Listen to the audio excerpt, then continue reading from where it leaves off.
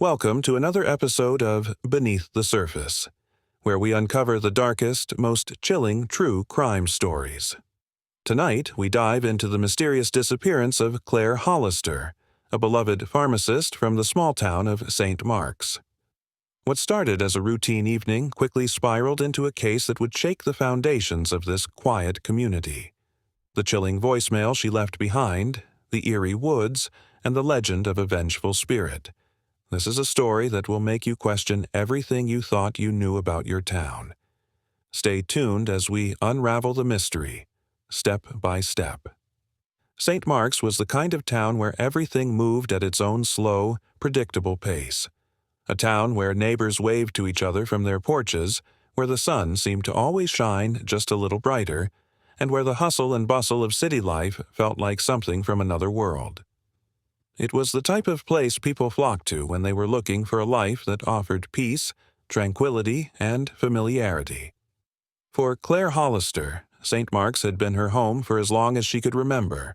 She had grown up here, and after completing her education, she had returned to work as a pharmacist in the same small drugstore she had visited as a child. Over the years, Claire had developed strong ties to the community. Her gentle and caring nature had made her a trusted figure to many. People loved her not just because she was knowledgeable in her field, but because of the warmth she exuded, making even the most mundane prescriptions feel like a personal gesture. Claire had built a life she could be proud of. Married to Jack Hollister, an architect she had met during high school, their life together seemed perfectly ordinary. Some might even call it ideal. Jack worked at a firm in a nearby city, and although his job often required long hours, he always found time to be present when it mattered most. They had no children, and Claire often joked that their house was too quiet, too peaceful, but it was a peace they both cherished. It was on the morning of October 13th, just another typical fall day in St. Mark's, that Claire's routine would shatter into pieces.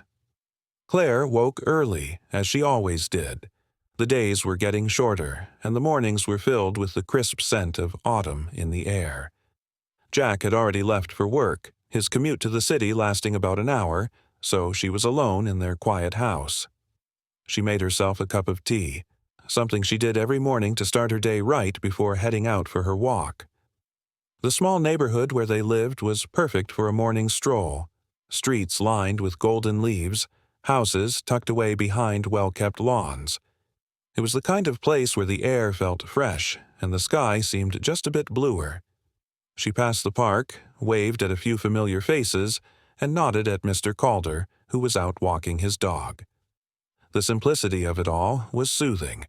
But as she turned back toward her house, Claire couldn't shake the feeling that something was different. There was a heaviness in the air, something she couldn't quite put her finger on. A feeling of unease that lingered at the back of her mind, just out of reach. It wasn't unusual for Claire to feel a momentary sense of apprehension. She had always been an introspective person, one to quietly observe the world around her. But today, it felt more pronounced.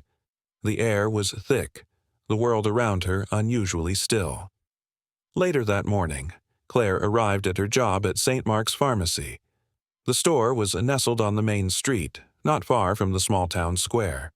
The pharmacy had been there for generations, passed down through the hands of various owners before landing in Claire's capable ones. She loved it, loved the rhythmic routine of filling prescriptions, the conversations with regular customers, and the feeling that she was doing something good for the people who trusted her. As the day went on, everything seemed normal. Claire had her usual interactions with the locals, Mr. Fisher, the elderly man who swore by her advice on his blood pressure medication, and Jenna, the young mother who always sought her guidance on everything from flu shots to advice on baby medicine. But even as the normalcy of her day played out, Claire couldn't shake the strange feeling that had been building all morning. Around noon, Claire sat down at her desk, taking a brief break to sip on a cup of coffee and go over the new shipment of supplies. Her phone buzzed on the desk, a text message from Jack. "Hey, love. Running a little late tonight, but I'll be home by 8. Don't wait up for me. I know you're probably reading again." Claire smiled as she read his message, typing a quick reply. I won't wait up, but have a good day. I love you. Little did she know that this would be the last ordinary moment she would have for a long time. As the afternoon wore on, Claire's thoughts returned to the research she had been conducting in her spare time. It had started as a casual interest, an intriguing old story she had heard growing up, the legend of the Hollow Man, a figure from St. Mark's past whose existence had been largely forgotten. The man had been accused of a terrible crime, a crime for which he had been wrongfully executed by the townspeople in the 1800s. The legend, according to the town's older residents, had evolved over the years, with rumors of a curse that still lingered in the woods outside of town. Claire had always been fascinated by history, and as she dug into the town's old archives, she found herself drawn to the story. What was once a quiet curiosity began to consume her, and before long, she found herself reading everything she could about the Hollow Man. She wasn't sure why it was so important to her. After all, it was just a legend. But there was something about it that felt real. Something that didn't quite sit right in the pit of her stomach. Perhaps, if Claire had known how close she was to the truth, she would have backed off from her research altogether. But she couldn't stop now. Her need to uncover the mystery, to expose the secrets that had been hidden for so long, grew stronger with each passing day. It was around 5:30 p.m. when Claire's shift at the pharmacy ended. She closed up the store, double-checked the locks, and headed home. Jack's message had said he'd be late, so she had the evening to herself. Claire had planned to spend it quietly, perhaps catching up on her reading or preparing dinner. But as she walked toward the door of their apartment, a cold gust of wind seemed to follow her, sending a shiver down her spine. And in that moment, she knew. Something was about to change.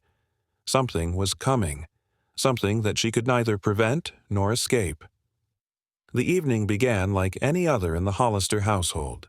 Claire returned home from work around 6:30 p.m., her mind still wandering back to the research she had been doing all day. As she stepped through the front door, the familiar warmth of their small apartment greeted her.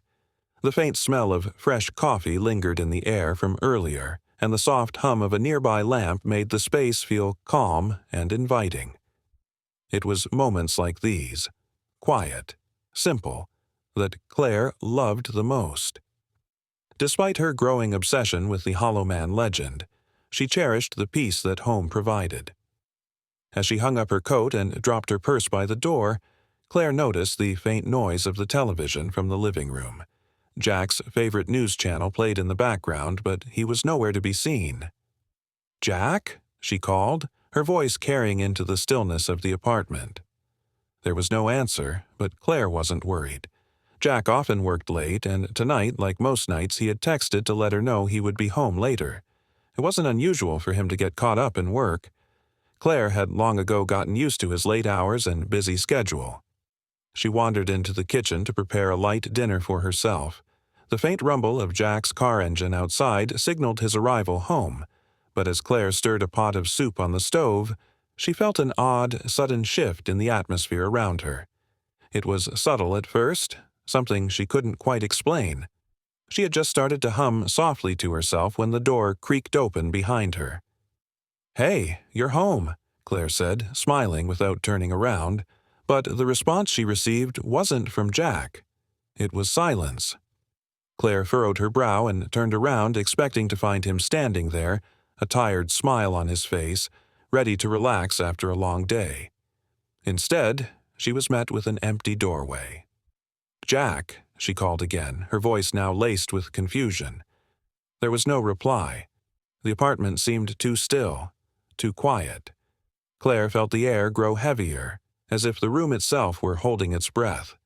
Her pulse quickened and she felt an inexplicable sensation creep up her spine, an almost instinctual understanding that something wasn't right. Her mind raced. Perhaps he had gone out again, taken a phone call, or stopped by the store to pick up something for dinner. But something deep inside her was urging her to go find him. Claire walked cautiously through the apartment, calling Jack's name once more. The living room was empty and the bedroom door was ajar, but there was no sign of him. The bathroom was just as quiet. Her thoughts began to spiral, and an uncomfortable knot formed in her stomach. Where was Jack? Just as she turned to check the front door, her phone buzzed on the kitchen counter. Claire picked it up, relieved to see it was a text from Jack. Hey, love, running late. Should be home in 30. Don't wait up for me. It was strange that she hadn't heard him arrive, but maybe he'd been quiet, not wanting to disturb her while she was busy cooking. She smiled at the text, the tension in her chest easing slightly. Jack wasn't home yet, but he would be soon. It was then that her phone buzzed again. This time, it wasn't a text from Jack. It was a voicemail. Claire paused, her hand frozen above the stove, and stared at the screen. It was from Jack's number. Her heart skipped a beat. Her mind immediately went to the worst possible scenario. An accident, a wrong number, or something even worse. But when she pressed play, what came through wasn't what she expected. The voicemail was simple. Brief. I'm sorry. I never meant for this to happen. It's too late now. The voice on the other end was unmistakably Jack's. But there was something off about it. Something distant, resigned. It was unlike any message he'd ever left her before. Claire's hand trembled as she gripped her phone, staring at the screen, trying to make sense of the words. The message sounded like an apology, but for what? And why did it feel so final? She quickly called Jack back, but his phone rang unanswered. Her breath caught in her throat. He was probably still driving or somewhere without service, but why would he leave such an odd message? The unease Claire had felt earlier returned, but this time it was stronger, more pressing. She couldn't shake the feeling that something was terribly wrong. She paced back and forth in their living room, biting her lip as she tried to reason through the fear starting to grip her chest. Suddenly, the apartment door creaked open again. Jack, Claire called, rushing toward the door, her heart pounding. But no one was standing there. Claire stepped outside, her eyes scanning the parking lot.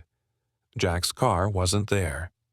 She glanced up and down the street, but all was quiet. A sense of dread settled in the pit of her stomach. She didn't know why, but everything felt off. She stood frozen for a moment, staring out into the darkening evening. Then, as if something had finally clicked into place, her thoughts shifted. She'd been so wrapped up in her own anxiety about Jack's odd message that she hadn't even realized that she had forgotten one crucial thing. The keys. Jack's car keys, the ones he always left on the small table by the door when he came home, were nowhere to be found. A sickening thought gripped her. If Jack hadn't come home yet, then where were his keys? The realization hit her like a punch to the stomach. Just as she was about to run to the phone to call the police, Claire's phone buzzed again. Another voicemail. This time, she could hear a faint echo in the background, and the voice on the other end wasn't Jack's. The message simply said, "You shouldn't have kept digging, Claire." The hairs on the back of her neck stood up, and her pulse quickened. It wasn't Jack's voice. It wasn't anyone she recognized. Suddenly, the world around her felt smaller. The walls of the apartment seemed to close in, and a deep, hollow chill filled the space. The chill that settled over Claire's apartment refused to lift. She stood frozen in the doorway, the faint glow from the streetlights outside casting long shadows across the living room. Her phone buzzed again in her hand, the cold screen flashing the same unsettling message. She couldn't quite believe it. Jack's voice, so familiar, had sounded so distant, so resigned. It was as if he knew something she didn't, something terrible. "I'm sorry. I never meant for this to happen. It's too late now." Claire's heart was pounding, each beat louder than the last. She tried to call Jack back, again and again. The phone rang and rang, but there was no answer. She glanced at the clock. 7:15 p.m. By now, Jack should have been home. The light from the streetlights outside flickered in the window, making her feel more isolated. But she still couldn't shake the sense that something was deeply wrong. Her mind was reeling. What did Jack mean by too late? Why was he apologizing? And what could it all have to do with the Hollow Man legend? She had been obsessed with it for weeks, but it couldn't possibly be connected, right? Claire walked back into the living room, clutching her phone to her chest as if it could offer her some kind of protection. She took slow, measured breaths, trying to calm herself. The words, "too late now," echoed in her head, sending a shiver down her spine. She stepped toward the front door, hesitant as if expecting something, or someone, to be on the other side. There was only the darkened street, the usual quiet of the neighborhood, but the fear in Claire's chest gnawed at her. She couldn't shake the feeling that she was being watched, that she wasn't alone. The sensation was irrational, she knew, but it was real, and it was only growing stronger. By 8 p.m., Claire was pacing back and forth in their apartment, unable to sit still. She couldn't wait any longer. She needed answers. Without thinking, she dialed Detective Lydia Davis's number. Detective Davis had been a friend of Claire's late mother, and though the two hadn't spoken often, Claire had always trusted her instincts. She could feel the tension mounting. Jack was late, far later than usual, and the cryptic voicemail had left her with an unease she couldn't ignore. The phone rang a few times before the detective picked up. "Detective Davis," came the low, steady voice on the other end of the line. "Detective, it's Claire Hollister. I need help." Her voice was strained, fear leaking through the cracks. "Jack hasn't come home and something's wrong. He left me a voicemail. It doesn't sound like him." Detective Davis's tone immediately shifted to one of concern. "What kind of voicemail?" "It's strange. It's from his phone, but he sounds distant, like he's not himself. He says, 'I'm sorry, I never meant for this to happen. It's too late now.'" There was a long silence on the other end. Claire could hear the slight rustling of paper as Detective Davis presumably scribbled notes. "Claire, listen to me carefully," Davis finally said. "Are you sure he's not just running late? Could he have been caught up in traffic? Sometimes we let our imaginations run wild when something feels off. But in cases like these, the first thing to do is stay calm and wait." "I've waited long enough," Claire retorted, her voice trembling. "I called him multiple times. No answer, and there's another voicemail. It's not Jack's voice this time. Someone else is on the other end, and they said, 'You shouldn't have kept digging, Claire.'" A sense of unease washed over Claire as she heard the detective's sharp intake of breath. "Claire, stay where you are. I'll send someone over to your apartment right now. Don't go looking for him alone. If there's someone after you—" Claire's stomach lurched. "Someone's after me?" "Stay put," Detective Davis insisted, the urgency in her voice rising.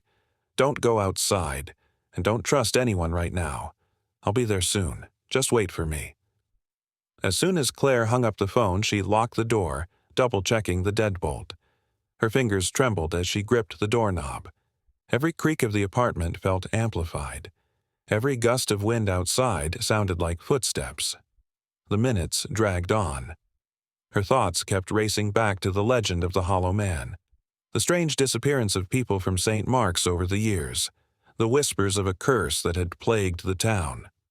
The Hollow Man had been a subject of curiosity for Claire, but now the unease she'd felt about his story seemed almost prophetic. Had she uncovered something she shouldn't have? Her phone buzzed again. "Claire, I'm here." The message was from Jack. Claire's breath caught in her throat. It was sent 10 minutes ago. She immediately tried to call him, but this time, the call went straight to voicemail. Her finger hovered over the screen, trembling, as her heart pounded in her chest. Was it really him, or was someone trying to mislead her? Just as she was about to text back, the phone rang again. This time, it was Detective Davis. "Claire, get away from the door. Get to the bedroom and lock yourself in. Now." The sharpness in Davis's voice sent a surge of adrenaline through Claire. She didn't hesitate. She dropped the phone on the counter and sprinted to the bedroom, her feet barely making a sound as she moved. The door slammed shut behind her, and she locked it, leaning against it to catch her breath. "Claire?" Jack's voice, muffled through the door, echoed from the hallway. It sounded just like him. But then, the voice cracked. It was followed by the unmistakable sound of something scraping against the floor outside, like footsteps dragging. Her heart pounded in her chest. Claire could hear her own breathing, ragged and frantic as she pressed her back to the door, waiting, trying to make sense of the situation. Was this Jack? Or was someone else pretending to be him? The longer Claire waited, the more the tension built. The seconds stretched into what felt like hours. The scratching outside the door persisted. The air in the room felt colder. Claire couldn't stop shaking. Her phone buzzed again. It was Detective Davis. "Claire!" The voice on the other end was urgent. "We've traced Jack's car. It's parked a few blocks away, and the last time it moved was 2 hours ago. Stay where you are. Do not open the door. We are sending someone to you now." The call ended abruptly, and Claire felt her breath catch. She stayed huddled in the bedroom, listening to the eerie scrape of footsteps against the hardwood floor outside. Claire's pulse had yet to slow by the time the knocking started. It was soft at first, just a few quiet raps, followed by a pause. The sound reverberated through her chest, each knock a violent reminder of how far things had spiraled since that unsettling voicemail. She didn't move. Her back pressed against the bedroom door, fingers trembling as she gripped the doorknob, her eyes darting between the window and the hallway beyond. The knock came again, louder this time, more insistent. "Claire," came the muffled voice from the other side. "It's Detective Davis. Are you in there?" The relief Claire felt was almost overwhelming, yet the tension still hung in the air like a thick fog. She forced herself to breathe and pushed away from the door, unlocking it with shaky hands. As the door creaked open, she was met with the familiar, steady presence of Detective Lydia Davis. The detective's dark eyes scanned Claire quickly, noting the obvious distress on her face before stepping inside, closing the door behind her. "Stay close to me, Claire," Davis said quietly, her voice firm but calm. "We need to keep you safe." Claire nodded, her legs feeling weak as she stepped away from the door. Her breath caught as she looked past the detective into the hallway. Nothing was there. No signs of forced entry, no strangers lingering in the dark corners. Still, the fear that gripped her chest hadn't lessened. The sense that she was being watched hadn't faded. "I heard him," Claire whispered, barely able to get the words out. "Jack. He was outside the door. His voice sounded like him, but it was wrong. Something was off." Davis didn't hesitate. "I'm going to need you to stay with me tonight. I'm going to call in extra officers to sweep the area, but we need to make sure nothing else happens. You're safe now, but there's something going on here that we need to understand." Claire nodded again, trying to find comfort in the detective's assuredness. But nothing felt safe anymore. Not the apartment, not the streets outside, not even the quiet town she had grown up in. Outside, the night had fully descended, blanketing St. Mark's in a thick veil of darkness. The small town, once so familiar and comforting, now seemed foreign, ominous. Davis had been quick to mobilize a small team of officers to search Claire's apartment complex and the surrounding neighborhood, but the more they investigated, the less they found. Nothing seemed to fit, nothing made sense. The only clues that had surfaced were a few cryptic text messages from Jack's phone, which had last pinged near the woods outside of town a couple of hours ago. Claire's confusion deepened with every passing minute. Her mind raced, unable to connect the dots. If Jack was out there, why hadn't he called her back? Why leave such strange messages? And if it wasn't Jack, who had been pretending to be him? Detective Davis paced the room, her phone to her ear, speaking with another officer in the field. Claire watched her, feeling the weight of every moment drag on.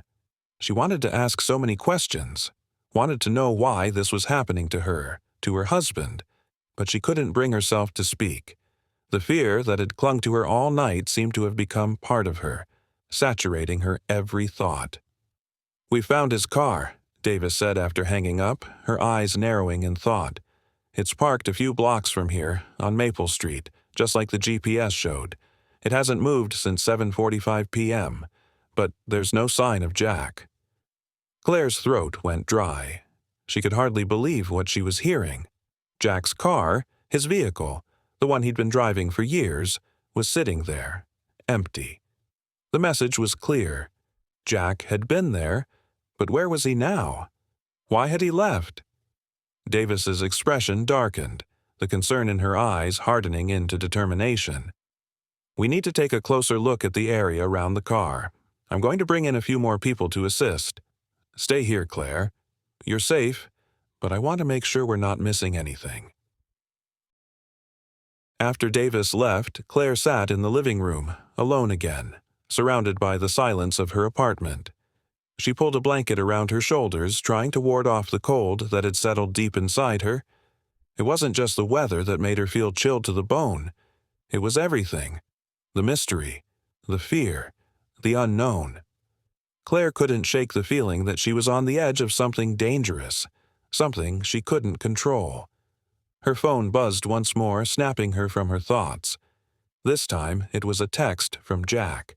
She hesitated before reading it, her heart pounding in her chest. I'm sorry, Claire. I didn't want you to find out this way. It's too late. I'm trying to protect you. The words sent a shock through her system.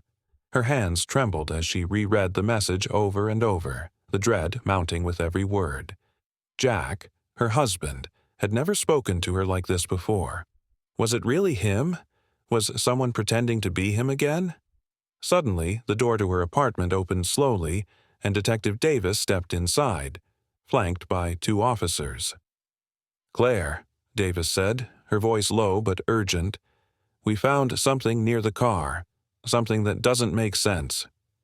Claire's heart sank. What do you mean?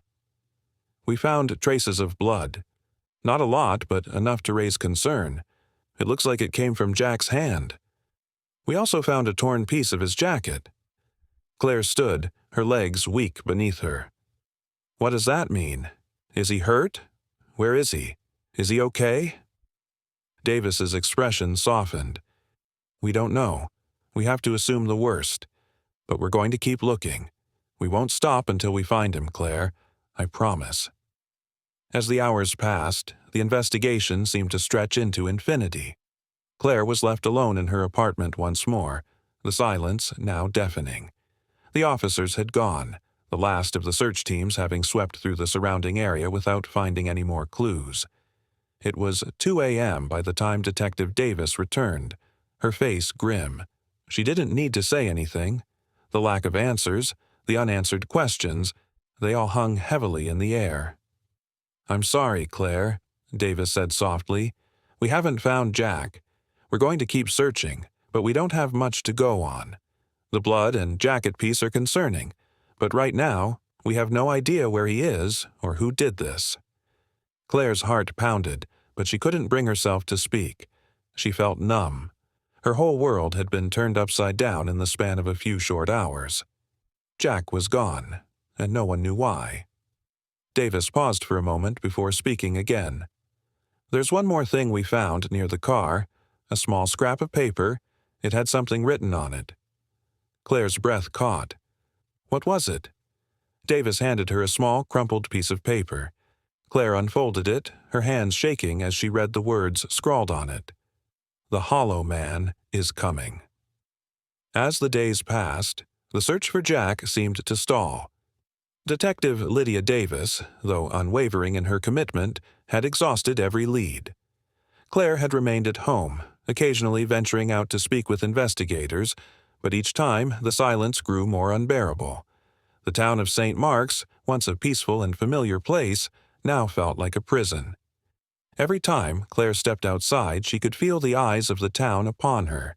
Whispers behind closed doors, murmurs of concern, and that lingering, almost palpable sense that something wasn't quite right. But there was one thread of the investigation that Davis had yet to fully explore: the Hollow Man legend. Claire had done nothing but think about it since the discovery of the strange message on the piece of paper, and she couldn't shake the nagging feeling that the old story had somehow become entwined with her husband's disappearance. It had all started with an old tale, the kind of tale every small town seemed to have, a dark story passed down from generation to generation, so twisted and distorted that no one really knew where it began, but everyone knew the basics. The Hollow Man, as the legend went, was a man named Edward Hale, a farmer who had lived on the outskirts of St. Mark's in the early 1800s. Hale was a quiet, reclusive figure, known for his peculiar behavior. Some said he was a witch, others claimed he had made a pact with the devil, but all agreed on one thing: he was a man to be feared. In the winter of 1823, Hale was accused of a heinous crime. Some say it was murder, others say it was the disappearance of a young girl from town. Whatever the crime was, the townspeople were certain of one thing: Hale was guilty. With no trial, no defense, and no chance for him to speak in his own defense, the townspeople dragged Hale into the town square, tied him to a post, and executed him by hanging. But Hale's death was not the end of the story. It was only the beginning. As the tale went, after Hale's death, strange things started to happen in St. Mark's. People began to disappear. Animals were found mutilated in the woods, and a sense of unease spread through the town. The Hollow Man, now a vengeful spirit, some claimed, was believed to have cursed St. Mark's, ensuring that anyone who uncovered the truth of his death would meet a grisly end. And in the years that followed, many who had been connected to the case suffered violent fates. One by one, the town's most vocal accusers of Hale met mysterious deaths or vanished without a trace. As the town grew, so did the whispers. The Hollow Man was no longer just a ghost story. He was a warning. His curse lingered, waiting for the right person to dig too deep, to learn too much, and to uncover the secrets buried in the town's past. For weeks now, Claire had immersed herself in the town's history, delving into old town records and visiting the local library, which housed faded, brittle pages of historical accounts from the 1800s. The more she uncovered, the deeper she fell into obsession. She found herself obsessed with Hale's story, not just because it was the key to understanding what was happening to her husband, but because it felt too personal, as though her investigation had triggered something. She had even visited the site where Hale was believed to have been executed, an old, abandoned stone circle deep in the woods. The eerie silence that hung around the area made her skin crawl. The air was thick, as though it held a memory of grief, of betrayal. She had stood there for hours, feeling the weight of the place pressing down on her. Something about it was undeniably unsettling. It was as though Hale's spirit still lingered, and anyone who ventured into that sacred ground risked calling him forth.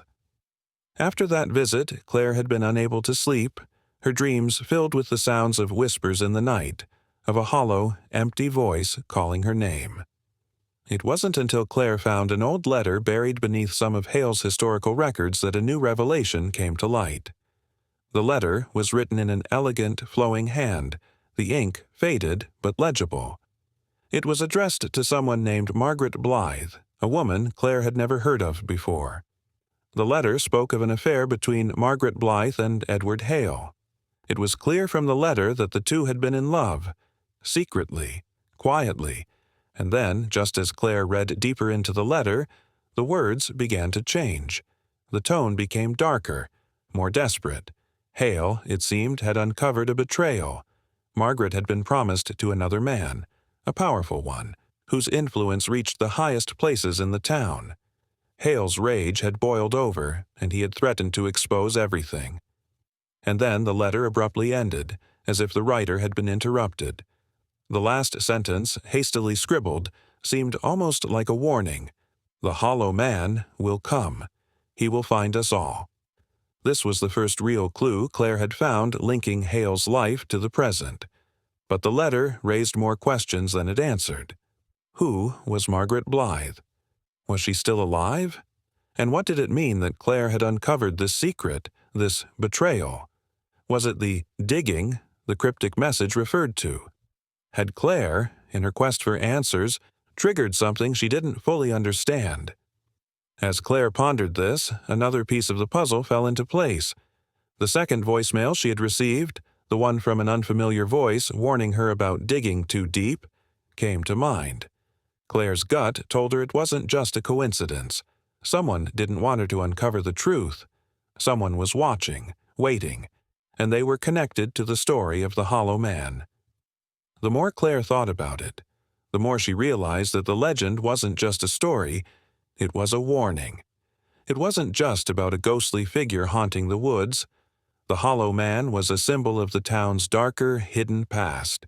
A past the town had tried to bury. And now, someone was using that history to threaten Claire, to keep her from learning the truth about what had happened to her husband. It was clear now that Jack's disappearance, the strange messages, the cryptic voicemail, it was all tied to the Hollow Man legend. But who was behind it? And why had they chosen her? Why was Claire, an innocent woman, suddenly thrust into the middle of a curse she had no part in? Her obsession with the Hollow Man had cost her peace of mind, and now it seemed as though it was costing her everything. Claire knew one thing for sure. She couldn't stop now. She had to keep going. She had to find the truth, not just for herself, but for Jack. But the deeper she dug, the more the shadows seemed to close in around her. She wasn't just investigating the Hollow Man. She was becoming part of the story. And, as the legend promised, she was beginning to understand why some stories should never be unearthed. For days, the investigation seemed to crawl forward with no significant progress. Claire remained trapped in a limbo between hope and fear, the unknown stretching endlessly before her. Detective Davis, although professional as always, was clearly frustrated. But it was on the evening of the 5th day since Jack's disappearance that a breakthrough came. Claire was sitting at her kitchen table, reviewing the information she had collected on the Hollow Man. She had nearly given up on finding anything new when her phone buzzed. It was a text from Detective Davis. "We found something. We need you at the station now." Her heart skipped a beat. What could they have possibly found? Claire grabbed her coat, and the drive to the police station felt like the longest of her life. When she arrived, Davis was waiting for her, along with another officer holding a manila folder. Claire's breath caught as Davis opened the folder and pulled out a photograph. It was an old, faded image of a man standing in front of a crumbling farmhouse. Edward Hale. But there was something else about the photo that caught Claire's attention. Behind Hale, almost hidden in the shadows, stood a woman. Her features were obscured, but Claire immediately felt an unsettling familiarity. It was the woman from the letter, Margaret Blythe. "We traced some family records," Davis said.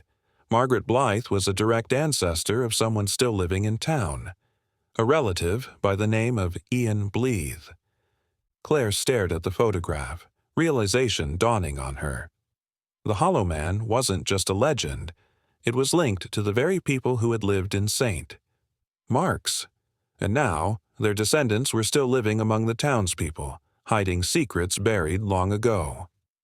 Later that night, Davis led Claire and a small group of officers out to the woods, directly to the location Claire had visited days earlier, the site of Hale's execution. The eerie feeling that had enveloped Claire during her previous visit returned, stronger than before. There was an unsettling quiet in the air, as though the very earth held its breath. They reached the old stone circle, half hidden by the overgrowth of trees, and Davis ordered the officers to search the area. It wasn't long before one of them called out, "Over here, I think we've got something." Claire rushed over, heart pounding in her chest, and found the officer standing over a pile of discarded debris. Beneath it, the officers uncovered a small, leather-bound journal. It was covered in dirt, but the pages inside were surprisingly intact. As Claire flipped through the pages, her fingers trembling, she saw that it was written in Margaret Blythe's hand. The journal chronicled the affair between Margaret and Edward Hale, but there was something else. Notes about strange occurrences and desperate pleas for Hale to stop searching for the truth. There were references to the curse, the Hollow Man, and warnings that Hale's thirst for vengeance could destroy them all. The final entry was chilling. "It is too late.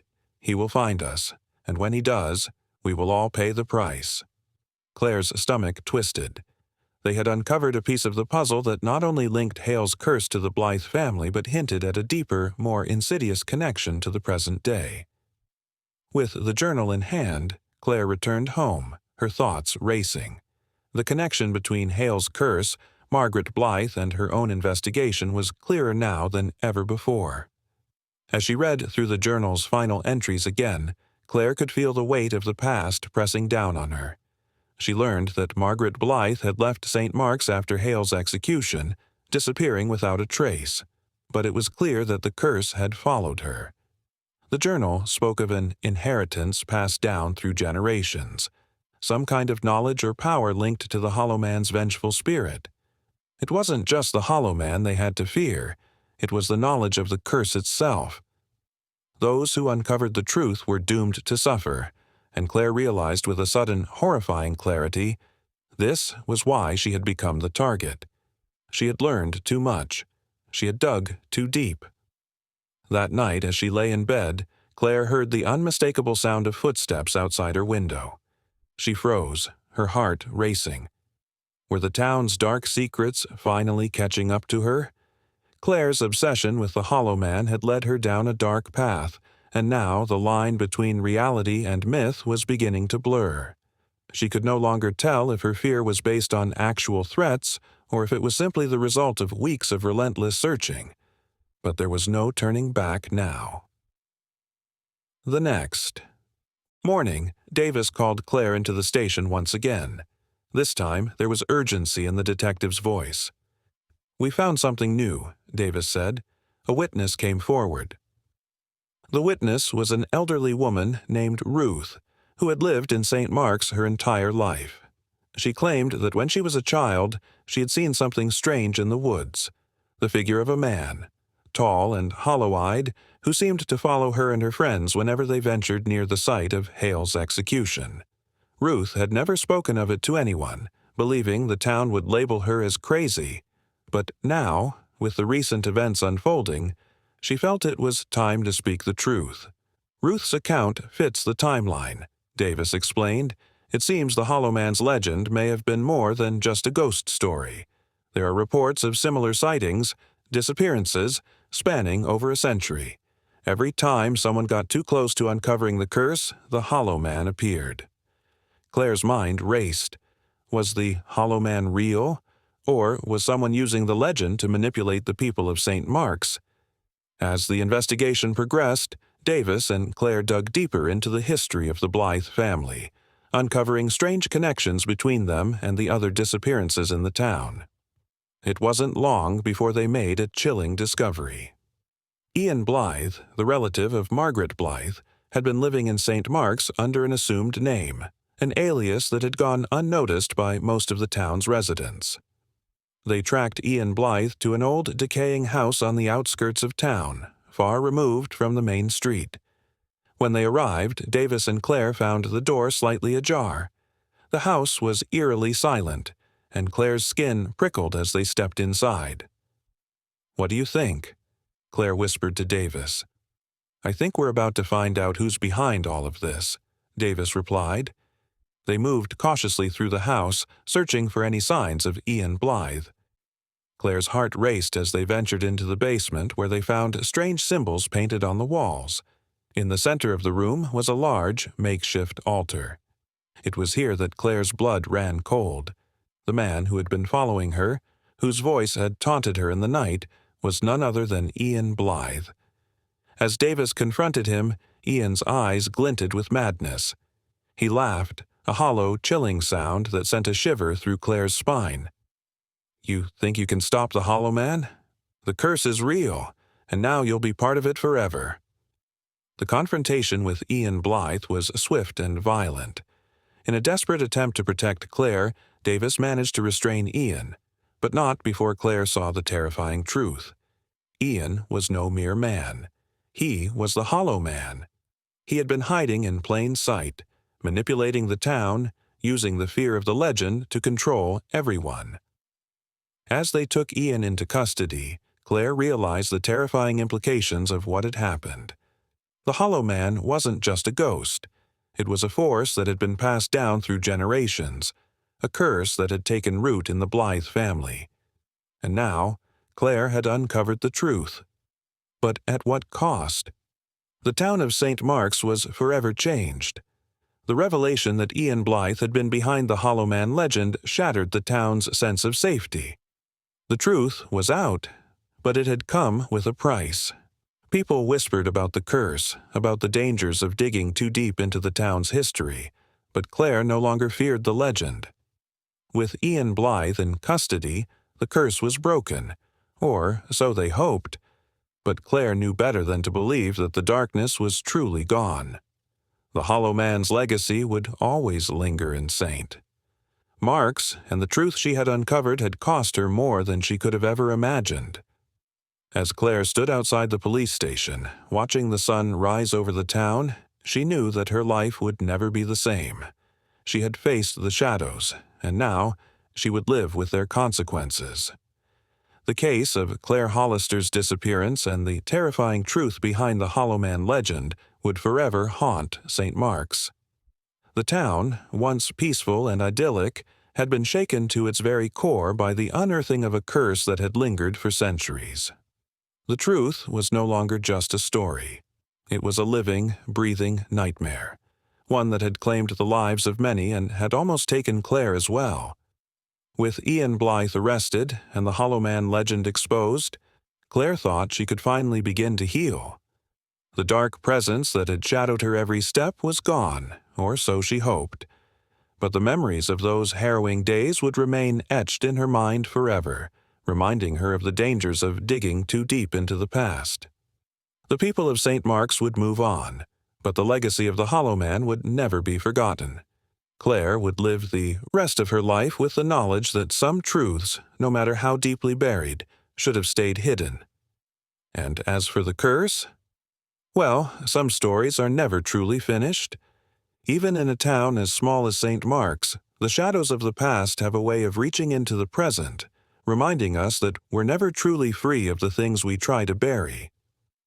Thank you for joining us on another chilling episode of Beneath the Surface. Tonight, we've uncovered the haunting truth behind Claire Hollister's terrifying ordeal and the dark history of St. Mark's. The curse of the Hollow Man, a legend that seemed to be nothing more than a ghost story, turned out to be all too real, and it nearly cost Claire her life.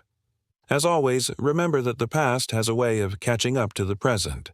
The shadows are always lurking, waiting for someone to uncover the truth. If you enjoyed tonight's story, be sure to like, subscribe, and hit the notification bell so you never miss an episode of Beneath the Surface. Until next time, stay safe and keep your eyes open. The darkness never sleeps.